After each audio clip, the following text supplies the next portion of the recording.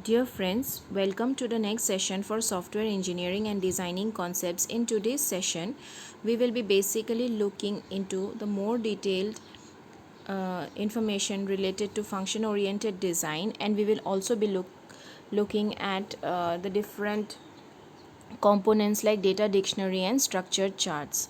So let us get started. So data dictionary is basically the metadata or the data about the database. So what is in the database, who is allowed to access it, where it is stored, etc., everything is covered in the data dictionary. However, although the database is open for the users in order to use it for their own purpose, however, the manipulation, updation, and information related to the data which is stored in the database is completely handled only by the database administrators. The user will have no right to look at the data about the data which is stored in the database. So, the data dictionary in general contains information about the names of all the tables which are in the database and their schemas, and it also has details about the tables such as who are their owners or what are the security constraints related to it or when were they created, etc. Moreover, physical information about the tables such as where they are stored and how they are stored, everything will be reflected in the data dictionary. Now there are various attributes which are key attributes which are related to the data in the database table, such as what are the primary keys, what are the foreign keys. All those things will also have to be represented in the data dictionary. Moreover, information about the various database views are also which are basically visible will also be reflected in the data dictionary. So it is an entirely uh, a thorough guide related to the database tables or the entire database which will be utilized in the project. So let us see go through a very basic example.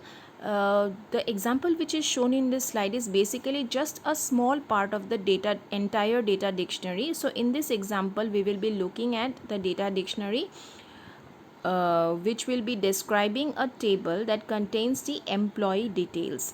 So as I already mentioned, this is just a part of that particular data dictionary. However, the main data dictionary will be having all sorts of accessibility, the constraint related issues, and everything related to the employee details table. So when you look at this particular table, you will see that there is a field name, the data type, the field size, description, and an example. So going through this table, the first entry to the data dictionary is the employee number, and the related data type is basically an integer, and the field size for display is 15, and it has the description as unique ID of each employee, and there is also a sample example related to the entry in the data dictionary. Similarly, the second entry will be name. It will have data type as text, field size for display is 15, description is basically the name of the employee, and example is the name or any name related to this particular entry in that particular data dictionary. So we have to understand that we need to segregate the data which is stored in this particular table and associate all possible relevant information related to that data and represent it in the data dictionary. This employee details table will have other information related to it, as where it is stored, how it is stored, or what are the security constraints, who all are allowed to access it, what is the primary key, what is the foreign key. All those things will also be represented in the complete data dictionary. Whatever you are seeing this in this slide is basically just a part of the data dictionary which is formulated in order to represent the employee details table. So basically there are two different types of data dictionaries. One is the active data dictionary, the other is the passive data dictionary. So active data dictionary basically represents a self updation mode of the data dictionary. That means if the structure of the database or the schemas or specification changes at any point of time, it will be responsibility of the database management system to update the dictionary or update the data dictionary in which that particular structure or where those specifications resides. So it is automatically updated by the database management system whenever there is any such changes, and we also call it as a self updating mode of the data dictionary. However, in the passive data dictionary it is more manual, which means that we have to update the data dictionary manually in order to reflect any changes in the database, and and provide a synchronized or a consistent representation of both the data and the data dictionary. So we need to be extremely careful while we are handling with the passive mode of data dictionary, where there has to be a manual updation related to each and every component. So this is all about the data dictionary. Data dictionary serves as a very important tool for the developers because it gives a guidance related to what that particular project or what that particular database is capable of storing, and accordingly work with that database. So there is less chances of redundancy, and there are more chances of having a fruitful development session or fruitful development process in order to meet the deadlines or the timelines that are associated with that project, because the developers do not need to put extra effort in identifying where the data related to employees should be going, or where the data related to maybe the customer should be going. So all those things are already sorted from the beginning, and the developer just need to identify the various data which are need to be stored, and automatically he will be while going through the data dictionary he will get an idea of where he needs to store it. The next we will talk about is the structured design. So as of now what we have been talking about, which was the data flow diagram or the data dictionary, they form a part of the structured analysis. So when we are looking at the structured design part, it transforms the results of the structured analysis, which is a DFD representation, into a structured chart. So the primary component of structured design is basically a structured chart, and it provides two strategies to guide the transformation of DFD into a structured chart. So it is known as transform analysis, and the next strategy is the transaction analysis. So transform analysis is basically identifying what should be the input, output and the processing of that particular component or particular process. However, transaction analysis deals more in the form of some transaction related representations such as e-commerce websites, etc. So we have to identify what type of project we are dealing with, and accordingly we will associate the strategy which is related to the design of that particular project. So when we are talking about structured chart, which is a transform analysis component, it represents the software architecture, that is the various modules making up the system, the dependency and the parameters that are passed among different modules. So we have to identify what are the various modules which are making up the system, what are the dependency between these modules, and what are the parameters which are passed between different modules, and then we can represent it in the form of an architecture which can be directly converted into a program by any programming language. So as we already know that for any type of representation we need to have certain symbols or building blocks which will actually be used in order to represent those representations or diagrams. So the first one is basically rectangular boxes which represents a module. The next one is module invocation errors, where control is passed from one module to another module in the direction of the connecting arrow. So if there are two modules, let's say M1 and M2, so the directed arrow will be representing the module invocation arrows, where module 2 will be invoked from module 1. So in the direction of the connecting arrow, the control will be passed. So the next is the data flow arrow. So arrows are annotated with data name, and the name data passes from one module to another module in the direction of the arrow. So basically this is the representation. So it also represents the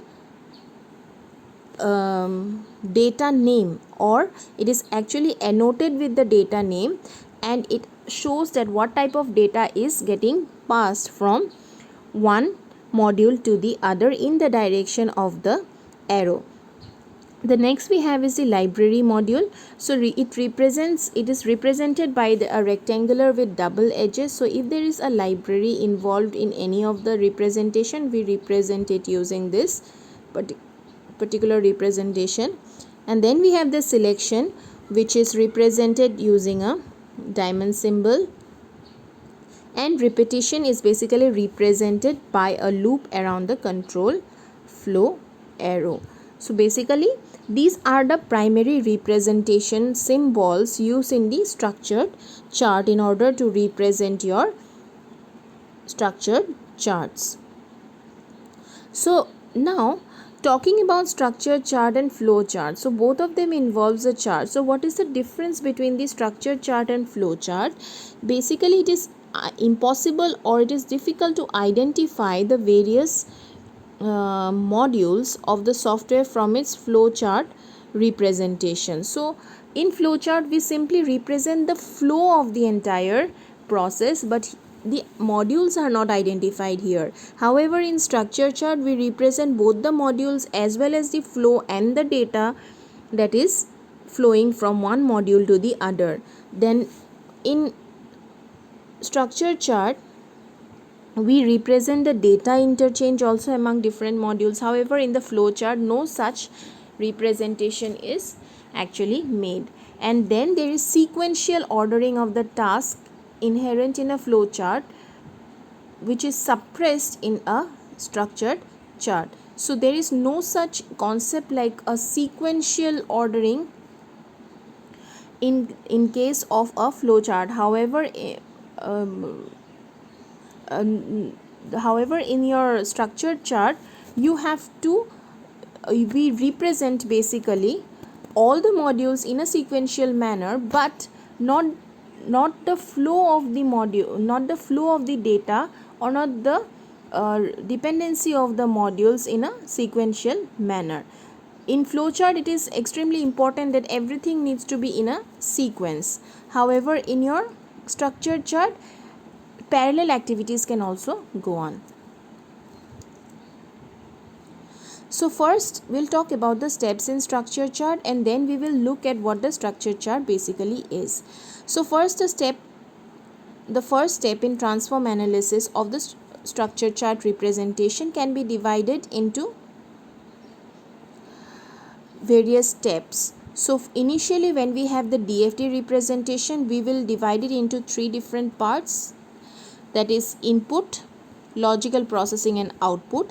The input portion of the DFT includes the processes that transform input data from physical, example character from terminal, to logical forms. So basically physical to logical transformation is done in the input portion, where let's say we take a character from the terminal, it is converted into internal tables, lists, etc.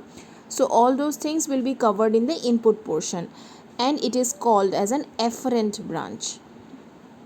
whereas the output portion of the DFD transforms output data from logical to physical form. So it's just the opposite of what happened in the input part. So it is called the efferent branch, and whatever is left in between, that means the logical processing, is basically called the central transform. So we consider efferent branch for input processing, efferent branch for output processing, and central transform for logical processing. So these three steps first has to be identified after a DFD is designed. So let us take this, convert this DFD which we did in our previous session, which is basically the RMS calculating software. It is one of the steps for RMS calculating software into a structured chart. So if you look at this DFD, it is converted into the structured chart which is shown in this slide. So first let us look at the DFD which we designed in our previous session for the RMS calculating software. So here the data items will be fed into process 0.1 where it will be validated, after which the valid data will move to the compute RMS process which is 0.2, and then the RMS calculated would be displayed in the 0.3 process, and finally we will get the RMS. So as already mentioned in our steps for converting a DFD into structured chart, we have to identify what are the inputs, what are the outputs, and what are the central transforms related to this. So inputs essentially will be the data items, valid data, RMS, etc., and output along with valid data, RMS, we have to consider the logical processing also, which is validating the input, computing the RMS, and displaying the results. So representing this in a structured format, if we look at this structured chart, we will have a main which will be taking care of the handle from which the various modules are invoked. So let us consider this. So initially the input is read, and the module read input will be reading the input. So when it is reading the input, the output will be the data items, and after the data items is validated as good data, that means not we are not feeding data which is not in the correct format or desired format, that means it is only integer or floating point, or it is taking care of any other data formats which we have provided. After we have validated it in good data, then only we can compute the RMS. So in order to validate that it is good data, we have to invoke validate input module.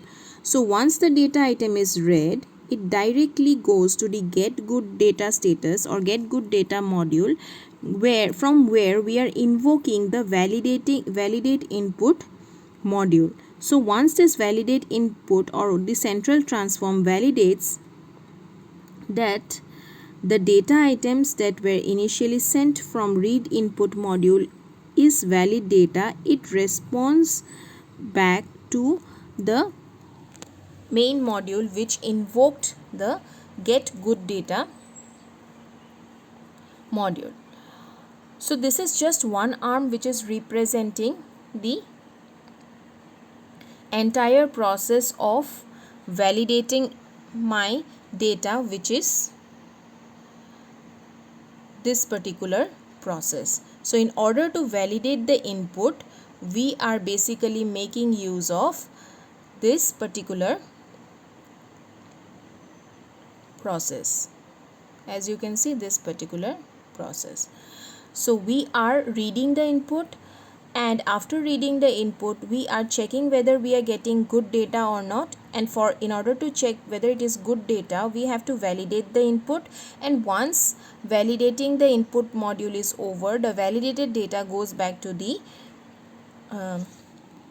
method or goes back to the module which invoked the validate input module. So once we get the valid data, it is responded back to the main handle from where basically the invocation was done. So as already said, the directed arrows basically give you the invocation. So from the main there was an invocation to get good data.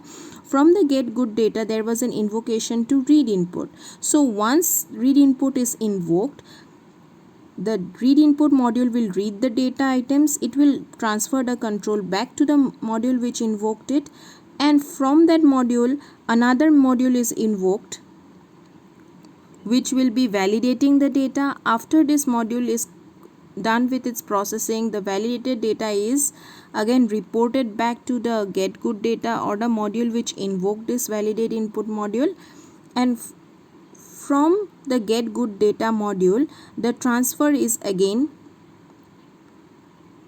the control is again transferred to the main module which invoked the module. After the main module receives the status as valid data, it will invoke the next module which is computing the RMS. So this module, after it is executed, it will respond back to the main module which invoked it, which is the RMS.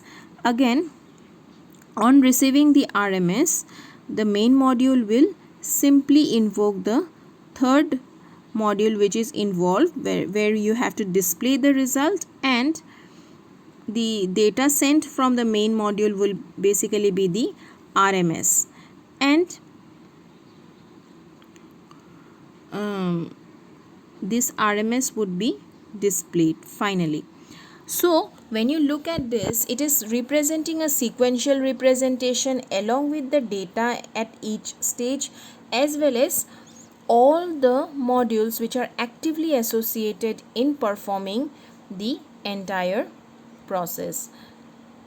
So that is all for this session. Thank you.